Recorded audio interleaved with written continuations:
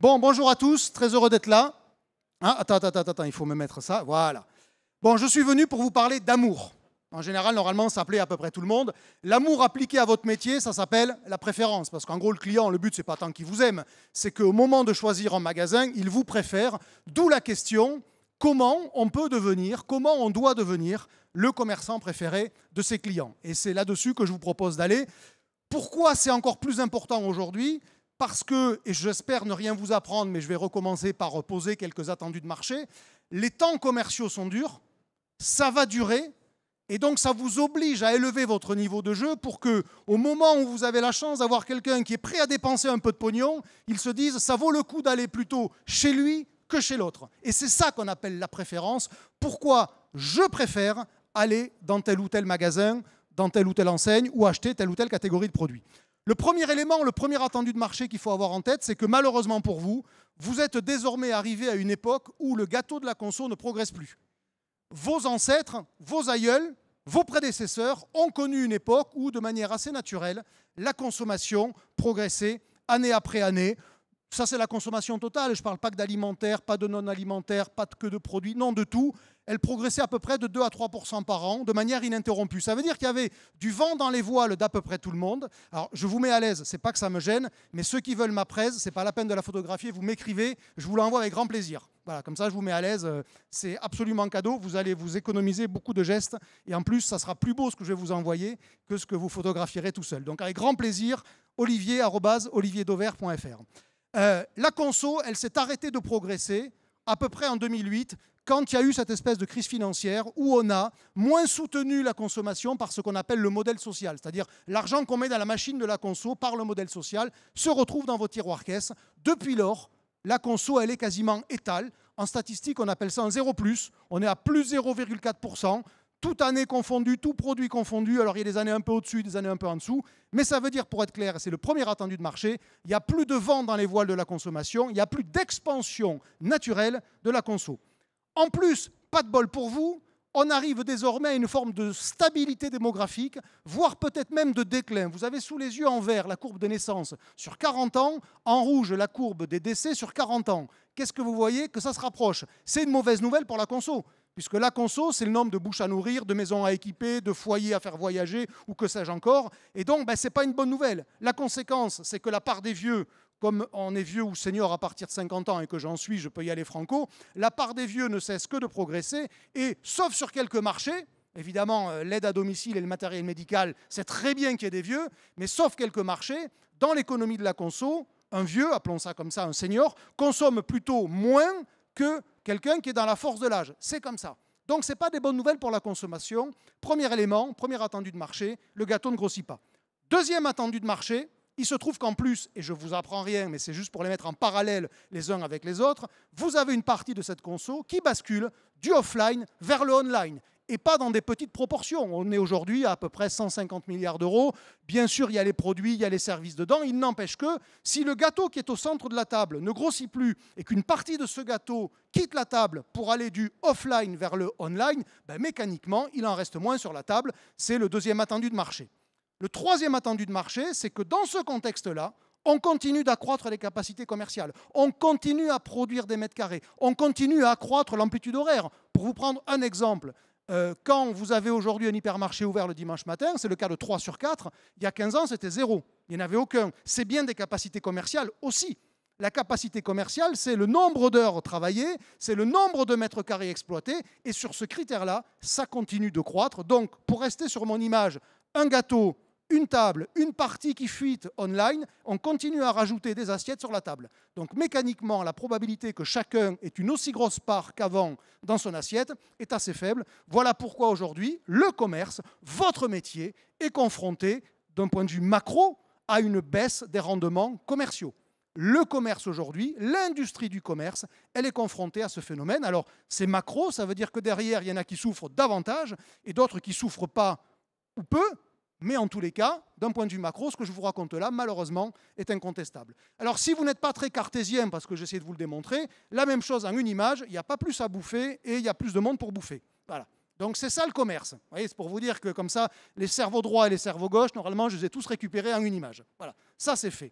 Point de départ, vous êtes confronté à ça. Qu'est-ce que vous faites dans votre métier quand vous êtes confronté à cette stabilité ou à cette baisse des rendements? Vous activez le levier qui est le plus actif, qui s'appelle le prix, la promo, la guerre des prix, parce que c'est celui qui génère le plus rapidement d'effet sur la top line, le chiffre d'affaires. Si vous allez chez Jiffy en ce moment, vous avez 50% sur tout le magasin. Vous avez bien entendu, 50% sur tout le magasin. Alors oui, c'est un bon d'achat. Il n'empêche que le message que ça envoie, c'est qu'en gros, aujourd'hui, il faudrait être fou pour payer plein pot. Pour ceux qui ont un peu de culture publicitaire avec Eram. C'est exactement ça. Le client aujourd'hui n'achète plus un prix, il achète une remise. La semaine dernière, pour Black Friday, par exemple, chez Intermarché, il y avait 40% sur tout le petit électroménager.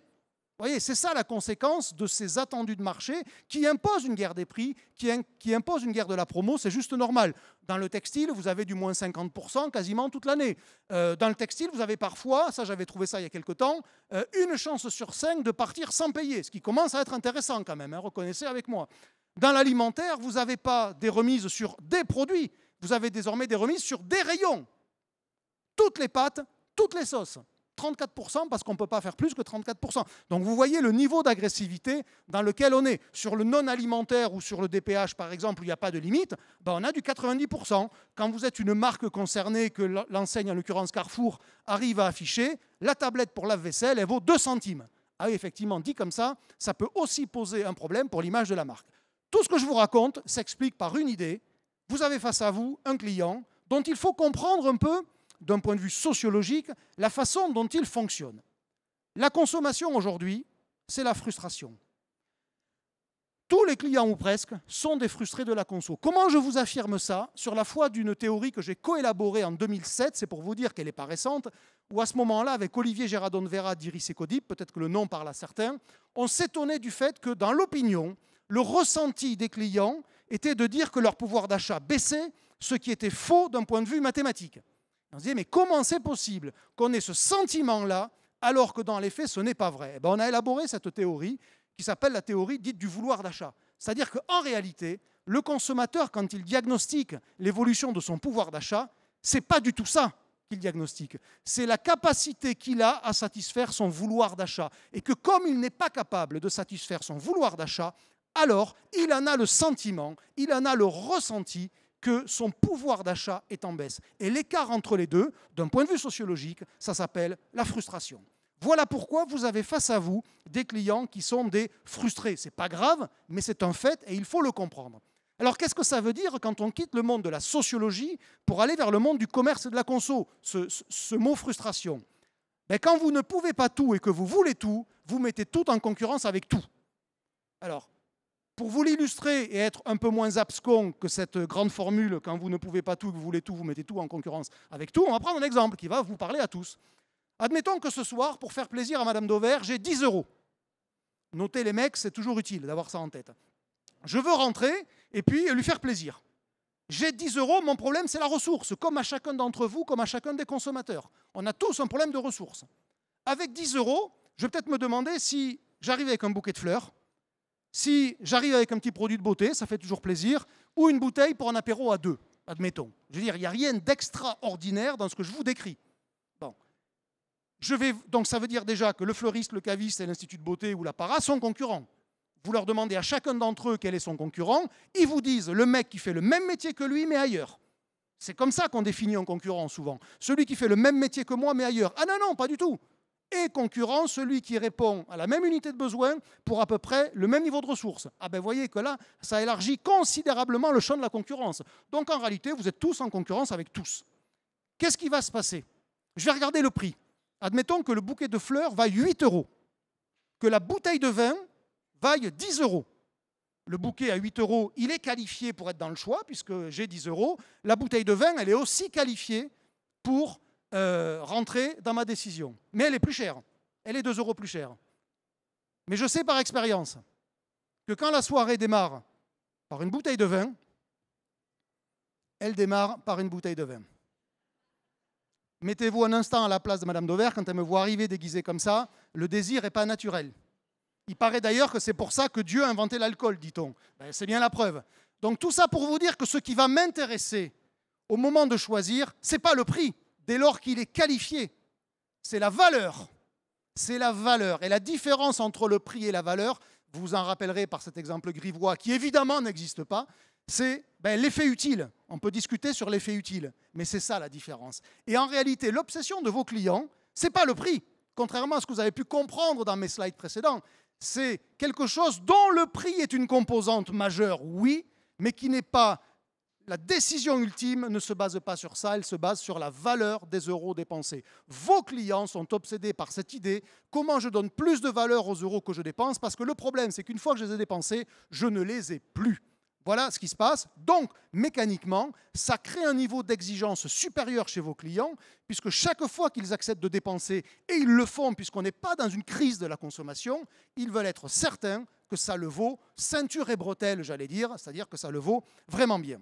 En résumé, pour planter le décor avant de parler de la préférence, qui est la seule stratégie qui répond à ce que je vous ai décrit là, vous avez face à vous un client qui est plus exigeant que jamais, qui est face à de plus en plus de lieux commerciaux et qui, malheureusement pour vous, n'a pas plus de ressources pour consommer.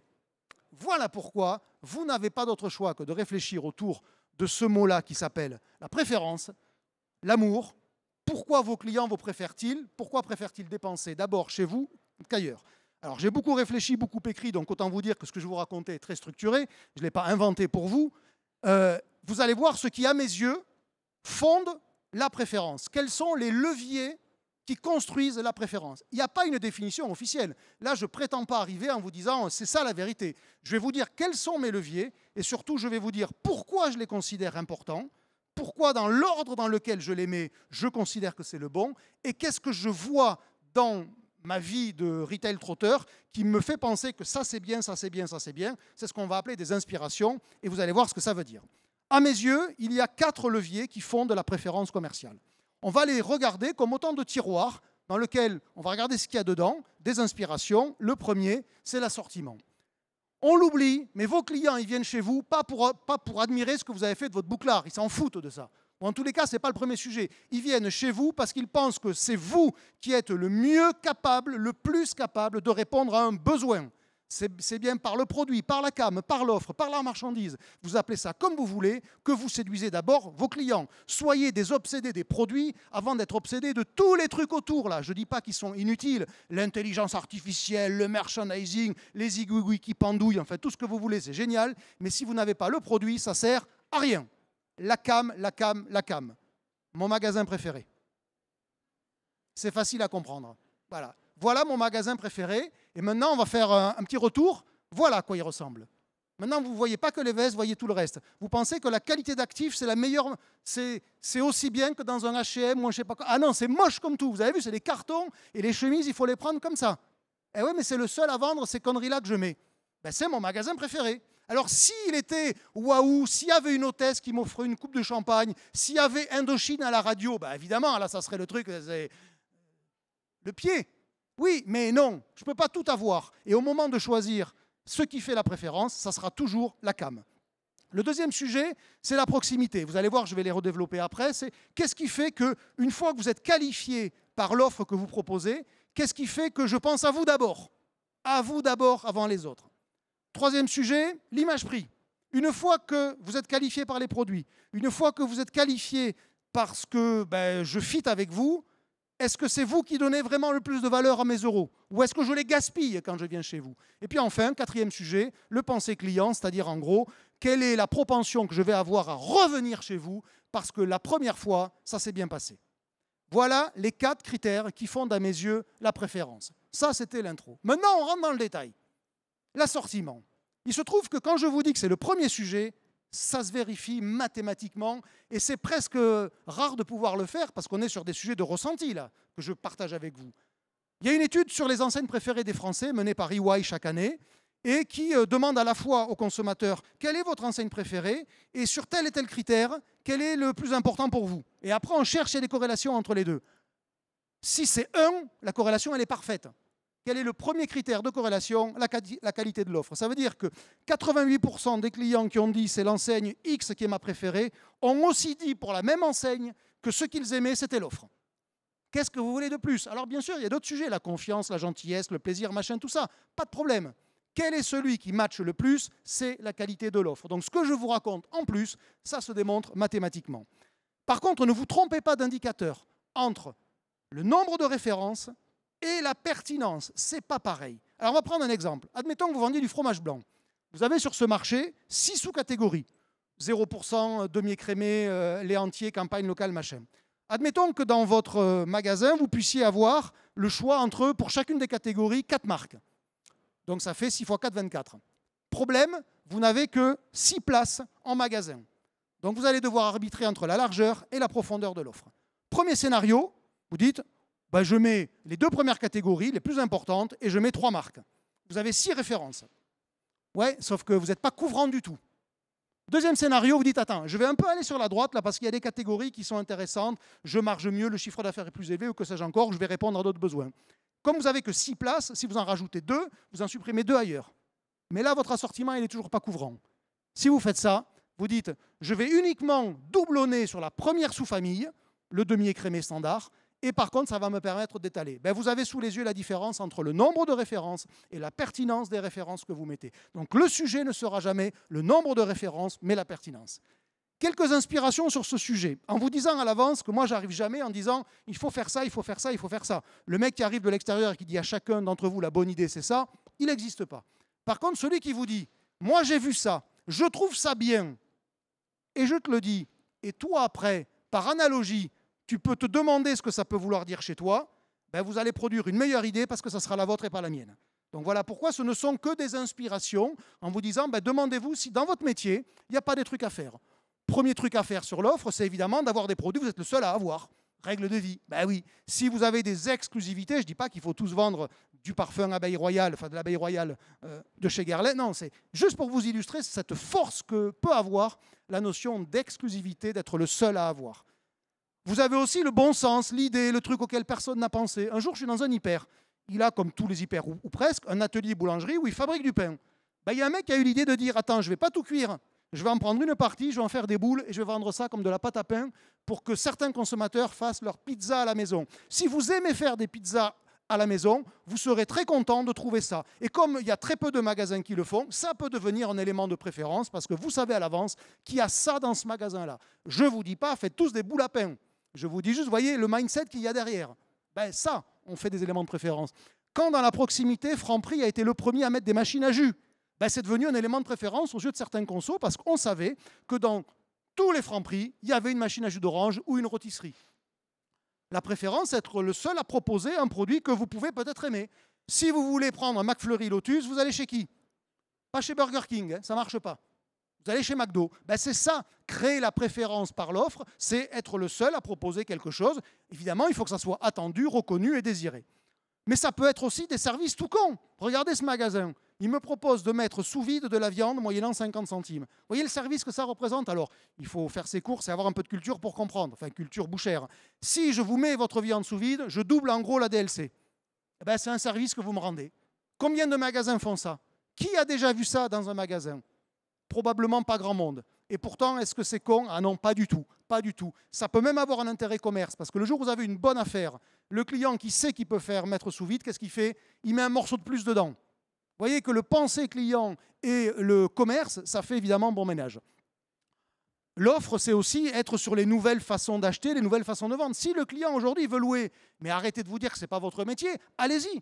Si vous êtes le seul à louer par rapport aux autres qui n'ont pas encore compris, c'est valable ce que je vous raconte sur la seconde main, ben le client il ira voir les autres, évidemment. Ça peut être la personnalisation. Si vous êtes un chausseur et que vous lui permettez de mettre un cœur sur le sneakers, ben, il y a des consommateurs pour lesquels ça va devenir un élément de préférence parce qu'il y a une différence dans l'offre que vous proposez. Et puis un peu de radicalité ne peut pas faire de mal. Quand vous vous ressemblez tous, ben, ceux qui se ressemblent moins, c'est ceux qui sont radicaux. Chez la winery, qui est l'enseigne ici, tous les vins sont labellisés environnement. Alors, ça peut être bio, HVE, que sais-je encore, mais ça veut dire qu'un vin qui n'aurait pas un label environnemental n'a pas sa place ici. La radicalité, ça permet quelque chose, l'identité. Et l'identité, ça permet éventuellement de créer la préférence. Donc, la radicalité dans l'offre, c'est quelque chose que l'on peut faire sur à peu près tous les marchés. Le deuxième sujet, c'est la proximité client. Qu'est-ce qui fait que le client, il pense à vous d'abord? Alors, je vais vous découper ce qu'est à mes yeux toujours la proximité client. Le premier sujet, évidemment, je passe vite parce qu'il est évident, mais on ne peut pas faire sans, c'est la proximité géographique. Qu'est-ce qui fait que je vais chez vous? C'est parce que je ne vais pas traverser la France pour aller voir un magasin dont je peux trouver un qui lui ressemble pas loin. Ok, ça, je passe vite. Parce que ça a de moins en moins de valeur. D'abord parce qu'il y a de plus en plus de magasins. Et après parce que notre mobilité individuelle, elle a sacrément cru depuis 1 ou 2 générations par rapport à vos grands-parents. Donc ça, c'est plus le sujet déterminant. La deuxième proximité, qui est celle-là un prérequis, c'est ce que j'appelle la proximité affinitaire. Qu'est-ce qui fait que je fit avec vous, je me reconnais dans vous, je vous aime bien? Ça, c'est ce qu'on va appeler le marketing d'enseigne. Voilà, l'identité de l'enseigne. Ça peut être par la com corporate, ça peut être aussi par la parole du patron. Un patron qui s'exprimerait sur les réseaux sociaux et qui fait qu'il y ait des gens qui se reconnaissent en lui, vont se reconnaître dans l'enseigne. Et puis après, vous avez le Graal. Parce que ça, c'est aujourd'hui à minima. Le Graal, c'est la proximité relationnelle. Qu'est-ce qui fait que quand je suis à votre contact, je sais que je pourrai compter sur vous? Qu'est-ce qui fait que vous me facilitez la vie? Qu'est-ce qui fait que vous ne m'emmerdez pas? Qu'est-ce qui fait que vous me dites oui d'abord avant de commencer par me dire « Ah non, c'est pas possible ». Vous imaginez dans un couple marié, un qui dit à l'autre « Ah non, non, je ne peux pas ça, je ne peux pas ». Mais voyez l'analogie que je viens de vous faire. C'est votre métier. On va faire du mariage. Au début, quand vous cherchez un partenaire, vous regardez autour de vous, parce que vous n'allez quand même pas traverser le monde pour trouver votre moitié. Vous en trouvez. Il y en a une ou un avec qui ça matche bien. Matcher, vous le prenez dans tous les sens. C'est agréable d'être avec lui ou avec elle. Ça donne envie de se voir et de se revoir. Et puis au moment où vous allez peut-être vous marier, qu'est-ce qui va décider que vous vous mariez? Parce que vous avez l'intime conviction que quoi qu'il vous arrive, l'autre sera là. C'est ça, cette proximité relationnelle qui est basée sur ce que vous me donnez à vivre. Je peux compter sur vous. Et quoi qu'il arrive, j'irai pas voir ailleurs. Parce que si je peux compter sur vous, je ne vais pas voir ailleurs. Vous voyez la graduation qu'il y a dans cette notion de proximité. Alors, quelques inspirations là-dessus. Quand Carrefour se donne une raison d'être, une mission pour la transition alimentaire, il fait du marketing d'enseigne là où il n'y en avait pas. Carrefour n'avait pas de mission, il en a une. Quand Carrefour, à San Paolo, se décore de manière durable, ce n'est pas juste pour la Gay Pride, aux couleurs LGBT, qu'est-ce qu'il dit? Mais viens comme t'es, toi et moi on est pareil. Vous voyez, c'est cette idée-là de dire « je suis à côté de toi, je suis avec toi ». Quand Decathlon a une application qui s'appelle Outdoor, que je vous recommande vivement pour comprendre ce que c'est que la relation, qu'est-ce qu'il fait? Il vous dit autour de vous, c'est le guide Michelin des balades ou des sorties ou de l'activité autour de vous. Qu'est-ce qu'il dit? Voilà, tu es là, si tu vas aller courir, il y a un circuit là, si tu vas aller faire un peu de vélo, il y a ça, et il ne me vend rien. Vous imaginez quelqu'un qui vous rend service sans rien vous vendre? C'est votre mari, votre femme. Que je sache, vos prestations respectives ne sont pas tarifées. Sinon, c'est grave. Decathlon, c'est la même chose. Vous voyez l'analogie relationnelle? C'est ça. Decathlon, il ne me vend rien. Putain, mais il me rend service avec ça. Ça, c'est génial. Quand le roi Merlin me propose et les produits et la mise en œuvre, qu'est-ce qu'il fait? Il a compris qu'il faut me prendre par la main. Ça ne veut pas dire que tous les clients vont utiliser les prestations de pose ou de peinture ou de je ne sais pas quoi. Mais si je le veux, il me le propose. Il n'en reste pas à l'idée de me vendre un pot de peinture. Qui collectionne les pots de peinture ici en disant tiens, je vais vous vendre des pots de peinture? Non, vous achetez un pot de peinture pour un résultat. Il y en a qui sont intéressés pour avoir le résultat, mais jusqu'au bout sans rien foutre. Il faut leur vendre. Quand Botanique me propose une garantie, qu'est-ce qu'il fait? Il lève le doute. Il est à côté de moi. Si je n'ai pas la main verte, foutre 30 balles dans une plante et avoir peur qu'elle ne reprenne pas et que j'ai gaspillé 30 balles, il y a une partie des clients qui vont ne pas transformer leur intention d'achat. Et donc, quand Botanique dit « Non, non, mais attends, je m'engage pour toi, si ça ne reprend pas, je te rembourse », qu'est-ce qu'il fait? Il lève le doute. Le doute est l'ennemi de l'achat. Dans les grandes phrases qu'il y a dans le commerce, celle-là, elle est assez haut. Le doute est l'ennemi de l'achat. Chaque fois que vous levez le doute, vous accroissez le taux de transformation par principe. Paix à son âme, Camailleux, c'est la même idée. Avait imaginé ça. La perfection n'existe pas, mais le jean parfait, si. Sous-entendu, si tu as pris une taille ou tu as perdu une taille entre deux... ramène ton jean, je te le change pour la nouvelle taille. Vous voyez, le doute, je l'efface. Et donc forcément, j'accrois la transformation. Un Leclerc dans le nord de la France où le foncier ne vaut pas grand-chose. Il a fait un grand parking et qu'est-ce qu'il dit? Mais viens te garer chez moi, viens polluer mon parking. Vous savez, c'est les fameuses voitures ventouses. Et qu'est-ce qu'il dit? Ce parking est mis à disposition gratuitement pour regrouper vos trajets et donc partager vos frais. En plus, il nourrit sa posture d'enseigne, ce con-là. Je ne sais pas s'il l'a fait exprès, évidemment. Mais vous voyez l'idée. Et donc là, on me rend service et on alimente la posture d'enseigne. Qu'est-ce que je peux vouloir? Qu'est-ce que je peux reprocher à un magasin comme ça? Honnêtement, pas grand-chose. Vous voyez, on est dans le sujet de la proximité. Étape numéro 3, hein. C'est là, on est le mec qui me rend service, je peux compter sur lui. Et regardez ça l'année dernière, en pleine canicule, par ces fortes chaleurs, ne laissez pas vos animaux dans les voitures, ils peuvent venir en magasin avec vous. Qu'est-ce que vous pouvez reprocher à un magasin comme ça? Qu'est-ce que vous pouvez lui reprocher? Est-ce que vous avez envie d'aller voir ailleurs la prochaine fois que vous avez besoin des produits que ce magasin peut vendre? C'est ça la proximité. L'image prix. Je ne vous refais pas le pourquoi, je vous l'ai détaillé tout à l'heure, c'est au nom de cette théorie que l'image prix est plus importante que jamais. C'est quoi l'image prix? C'est la réalité du prix qui est basée sur des sujets tangibles. Hein. C'est les conditions d'achat, le coût d'exploitation, la renta que vous demande votre actionnaire. Ça, c'est la réalité. Et puis, vous avez la perception du prix. La perception du prix, c'est ce qu'on appelle les autours du prix. Tout ce qu'il y a autour du prix qui peut rendre le prix plus ou moins intéressant, plus ou moins pertinent. L'ensemble, évidemment, forgeant la performance commerciale. Alors, on va détailler quelques leviers. Quelques inspirations. Le premier, c'est sur la valeur du prix. Sachez donner de la valeur au prix. Le meilleur exemple, c'est Decathlon. Pour 12 €, j'ai une basket, et en plus, on me dit, mais figure-toi, en plus, elle est très légère, 180 grammes en taille 43. Alors évidemment, elle n'a pas tous les trucs, c'est pour ça qu'elle est légère, tous les coussins et les machins. Ouais. Sauf que quand vous ne courez pas beaucoup, au bout du premier kilomètre, vous avez l'impression d'avoir 2 briques au pied, et autant vous dire que la légèreté d'une chaussure devient un argument. À 12 €, on ne me dit pas, c'est le moins cher, écrit en rouge avec 3 points d'exclamation. On me dit, pour 12 €, tu as ça. Vous voyez la différence entre le prix et la valeur? La leçon, c'est chez Decathlon. Autre leçon, chez Ikea. Qu'est-ce que vous pouvez dire à un mec qui a imaginé ça? Rien, bravo, t'es un génie. À 8,90 €, putain, il est sacrément solide, ce parquet-là. Vous voyez, sachez donner de la valeur à vos prix. Ça peut être d'apporter des garanties. Le petit outillage comme ça vaut cher. Ouais, mais si c'est garanti à vie, ça vaut moins cher. Ben oui, parce que je ne prends pas de risque. Vous voyez la différence entre le prix et la valeur? Ben tout ça, ce sont des exemples qui, à mon avis, sont inspirants. Quand je suis chez un chausseur qui me dit que c'est fabriqué en Italie, ben, je pars avec un prérequis positif. C'est comme si je vous dise qu'un biscuit est breton. Il n'est pas nécessairement meilleur, mais dans l'imaginaire collectif, il sera meilleur. Il faut y aller. Le même chausseur, chaussures renforcées, ben, il m'apporte de la valeur. Quand vous avez eu des enfants en bas âge qui découvrent la marche, ben, vous avez envie d'entendre ça. Quand vous achetez des bottines faciles à enfiler, ben ouais, parce que putain la vache, pour ceux qui mettent des bottes, de temps en temps, c'est la croix et la bannière. Vous voyez bien, on est sur l'expression d'une valeur produit qui va permettre de mettre, non pas de côté totalement le prix, mais de donner de la valeur au prix que je vais vous demander pour la petite bottine. Deuxième sujet, la pédagogie des prix. Expliquez vos prix, faites comprendre pourquoi votre prix est bon. Le meilleur exemple ici, Decathlon, qui vous explique pourquoi les balles Decathlon sont moins chères en les comparant à la balle référente à balle de marque. Parce que la balle de marque, ça c'est pour la fabrication, ça c'est pour la distribution, ça c'est pour la pub et le sponsoring. Ben, la balle Decathlon, ça c'est aussi pour la fabrication, sous-entendu, c'est la même. Et ça c'est pour la distribution, ce qui est facile à comprendre, ben oui, puisque je suis chez moi. Qu'est-ce que Decathlon vous dit en creux? Ben, mon prix il le vaut davantage. Ben oui, parce que j'ai sacrifié juste des trucs qui ne vous servent à rien. Que je sache, une balle Dunlop, elle rebondit pas mieux parce qu'il y a une pub à la télé. Voilà. Elle rebondit mieux ou pas parce qu'elle a été bien foutue.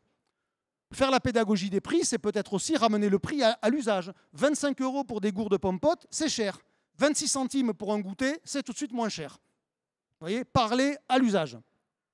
Pareil pour les piles. 4 € ou 5 € pour une boîte de piles, ça peut paraître cher. Ah oui, mais ça fait 16 centimes la pile. Ah oui, c'est pas si cher. Je n'ai pas bougé le prix, j'ai bougé la perception du prix. Ayez des marqueurs prix. Troisième levier. Le meilleur là-dessus, c'est Ikea. Quand vous repartez avec une mini viennoiserie et un café pour 1 €, vous dites, putain la vache, c'est quand même pas cher. Ou un hot dog veggie pour 50 centimes, c'est quand même pas cher. Ou du champagne dont le prix ne bouge pas, je suis chez un petit caviste qui dit, ben moi, mon combat, c'était l'année dernière, c'est qu'il n'y aura pas d'inflation sur le champagne. Qu'est-ce qu'il fait? Il prend un marqueur. Il dit, voilà, moi, mon combat, c'est le champagne. Chacun ses combats. Et lui, en tous les cas, il avait pris celui-là. Quatrième sujet, laissez le client choisir le prix. Permettez-lui de comprendre que chez vous, il a le choix. C'est peut-être pas très beau en tant que tel, mais ça me permet de dire, bah attends, si tu trouves les marques trop chères, regarde à côté. C'est pas plus compliqué que ça. Le roi Merlin, il y a une quinzaine d'années, avait inventé un truc génial. Très abscon comme ça. La quantité de qualité. Alors effectivement, on peut discuter un peu cérébral. Oui, mais dans les faits, c'était génial. C'était en gros de dire, si tu as besoin de faire un trou pour poser un cadre, la perceuse à 10 €, elle va suffire. Viens pas me reprocher que 120 € c'est trop cher pour une perceuse, pour un cadre qui vaut 40, parce qu'effectivement c'est entendable. Tu as le choix. tu as le choix. Et vous voyez qu'à ce moment-là, le sujet n'est plus l'importance du prix, c'est dire, ben, c'est toi qui vas choisir le prix que tu veux mettre, que tu vas mettre. Lidl, chaque année, a une campagne assez marrante. Il vous dit la chose suivante. Pour 27 €, tu as le foie gras à la Berry, où tu as toutes les entrées à la marque Lidl. Le foie gras et le saumon et les blinis et les tartinables, eh ben, tu as le choix. Si tu veux du Laberry, mais viens pas me dire qu'il est cher après, puisque tu avais le choix de prendre un truc moins cher et tu avais beaucoup plus de choses. C'est aujourd'hui quelque chose qu'on voit de plus en plus. Ben, on met la marque de distributeur par rapport à la marque NAT et on dit, c'est toi qui choisis. Viens pas me reprocher que la vache qui rit est chère, puisque si tu veux moins cher, tu peux l'avoir. Vous voyez, cette idée de donner le choix, c'est rendre le consommateur proactif. Avant-dernier sujet, la dramatisation du prix. Si vous voulez avoir de la tension commerciale, il faut foutre de la cam. Et il faut foutre du prix écrit en gros. Imaginez la même TG où il reste 2 choux-fleurs et le prix écrit en tout petit. Ça marchera tout de suite beaucoup moins bien. La dramatisation du prix, c'est une façon de donner de la valeur à ces prix. Ikea le fait depuis très très longtemps en façade de tous ses magasins. Vous voyez, c'est même pas du 4x3, là, c'est du 10x15 ou je ne sais pas quoi. Vous avez un produit, alors il faut qu'ils choisissent le bon évidemment, vous avez un produit et qui est tapé. Dernier sujet sur le prix, apporter des garanties, démontrer, apporter des preuves. Parce que c'est bien d'être dans l'incantation, c'est toujours aussi pas mal d'être dans la démonstration. La pub comparative est un sujet, l'engagement en est un autre. Lidl, chaque année, vous dit au moment des vacances d'été, où que tu sois, à Lille ou à l'île de Ré, pour faire court, le prix Lidl, c'est le même partout. Ben, c'est une preuve, c'est une démonstration. Ça peut être la pub comparative sur des produits qui sont chers. Vous voyez, sur les jouets de Noël, on peut faire des écarts de prix facilement. Ben là, du coup, on se paye une bonne tranche d'image brand en disant, mais tu vois, chez moi, c'est 6 € moins cher que chez Carouf. Et la pub comparative, attention, ce n'est pas nécessairement pour dire que vous êtes meilleur. Ça peut aussi dire, je suis pareil, sous-entendu, oui, mais j'ai tout le reste. Regardez ce magasin Cora. Il fait de la pub comparative pour dire qu'il n'est pas moins cher que Lidl. Waouh! Eh oui, mais il est aussi bon que le meilleur. En tous les cas, en termes d'image-prix, c'est Lidl qui a la meilleure image-prix. Je suis aussi bon que le meilleur, mais j'ai tout le reste, puisque je suis chez Cora. Vous voyez, la pub comparative, n'imaginez pas que ce soit uniquement pour dire « je suis moins cher ». Ça peut être plus sioux. Et je termine avec le pensée client, mon 4e levier de préférence. Alors, les 3 premiers leviers de préférence, l'assortiment, la proximité, l'image-prix, c'est pour vous donner envie de vous choisir. Le pensée client, parce que ça s'est bien passé, c'est pour avoir envie de recommencer. Et là, vous faites toutes les analogies que vous voulez. Est-ce que vous recommencez quoi que ce soit avec quiconque si ça s'est mal passé la dernière fois? Il y a moins de chances. Si c'était merveilleux, vous avez envie de quoi? De recommencer. Ben, rendez le sujet merveilleux et vous allez voir, il y a parfois un peu de boulot. Le pensée client, j'ai aussi beaucoup réfléchi là-dessus et beaucoup écrit. Et je vais vous en parler en vous posant des questions pour terminer, en faisant de vous des clients. 6 questions. Quel est le prix de ce produit? Vous ne pouvez pas savoir. Ah, mais le prix, il y est. Là, on est dans un magasin où le mec a dit, bon, les gars, je veux voir tous les prix. Hein. Chef, oui, chef. Ouais, le prix, il y est. Mais pour moi, client, il n'y est pas. Pour faire des oranges, vous achetez quoi? Pour faire du jus d'orange, pardon, vous achetez quoi? Des Valencia d'Afrique du Sud, catégorie 1, calibre 4,5 à 2 € le kilo, ou des Navelles, toujours d'Afrique du Sud, toujours catégorie 1, toujours à 2 € le kilo. Qu'est-ce que vous achetez pour faire du jus d'orange? Ben, il y a une partie des consommateurs qui vont être là comme une poule face à un couteau. Voilà. Et donc, le doute n'est pas un accélérateur d'achat. Et là, vous dites, ça ne marche pas bien. 3e question. Quel est le prix promo de ces liégeois à la vanille, de caramel? Le prix qui est écrit en plus gros et plus cher et en rouge, ou le prix qui est écrit en moins cher et en plus petit? Et là, il y a Roger et Josiane qui font leur course. Roger qui dit, attends, laisse tomber, on va se faire baiser encore une fois. Ben oui, parce que le commerçant est un voleur, c'est bien connu. Donc là, est-ce que ça donne envie de recommencer? Est-ce que vous avez envie de vous engager dans ce rayon-là? Probablement pas. Vous pesez vos bananes en appuyant sur quelle touche? Tout ça est vrai, bien évidemment. Je ne l'ai pas inventé. Ben oui, parce que le mec, il n'est pas con, je vous rassure. Tous les bons ne sont pas là et tous les cons ne sont pas dans ce magasin. La vie est plus subtile que ça. Hein. Et en plus, comme on est tous le con de quelqu'un, on est bien barré. Là, le mec, il a mis le chiffre 12 sur l'ardoise des bananes dans le rayon en se disant, ben, le conso, il va appuyer sur 12. Ouais, mais le jour où je fais une ratatouille, il se passe quoi? C'est tout de suite plus compliqué. Est-ce que vous pensez que le tapis qu'elle regarde ira chez elle? Tapis vendu, fermé, roulé, avec un cerceau inviolable. Ben, je ne sais pas comment sont les tapis chez vous, s'ils sont dans un coin comme ça, roulés, ou s'ils sont à plat. Ben, quand vous regardez comment vendent les vendeurs de tapis type Saint-Maclou, ils les vendent soit comme ça, soit comme ça. C'est qu'a priori, ça a une utilité. Ce que je vous ai montré, c'est les 6 tranches de vie qui fondent les 3 sujets du bon commerce. Il n'y en a pas beaucoup. Comprendre ce que vous me vendez, comprendre l'offre, comprendre combien vous m'en demandez et tout ce que vous me donnez à vivre. Je suis désolé d'être assez ras du carrelage, mais comme je l'ai mis sur mon profil LinkedIn récemment, je suis un C-level, comme tous ceux qui mettent ça sur voilà, carrelage level. Parce que là, vous êtes quand même au niveau où il faut être, hein, je vous rappelle. Parce qu'en gros, c'est ça votre enjeu sur le pensée client. L'exécution de l'offre, rendre l'offre lisible et compréhensible, l'exécution du prix, rendre le prix lisible et compréhensible, et enfin l'expérience d'achat, tout ce que vous me donnez à vivre, est-ce que c'est 0 tracas ou 100% emmerdement? Quand vous êtes là-dessus, d'abord, pour le commerce, c'est bon, parce que vous enlevez des raisons de ne pas acheter. Mes liégeois, mes oranges, donc c'est très bon pour le commerce. Et surtout, comme vous avez enlevé des irritants, vous me donnez envie de quoi? De recommencer. Voilà pourquoi le pensée client, c'est un élément, dans tout ce que vous me donnez à vivre, de vous préférer ou pas par rapport aux autres. Et la dernière question, vous vous situez où là-dessus? Vous regardez ces 4 piliers et vous vous demandez comment vous pouvez vous améliorer. Merci.